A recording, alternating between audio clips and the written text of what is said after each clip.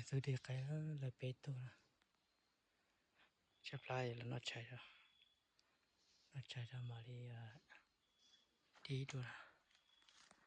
Ta chỉ nói rồi chung mong phải cho. Lebih tu. Udah ni pakai mong đi ha. Pakai mong cho cả đi khai tôi long cơ. Mình là con khai pakai tu đi.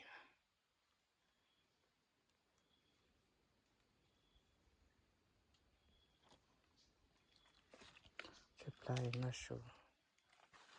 Nó chạy hay nó số thế nào. Cái thế nó ta sẽ là gì? Cả chớp thâu bê mông.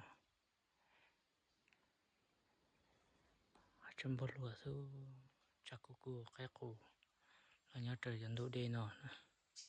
Ít lệ cái một đi trở đi nó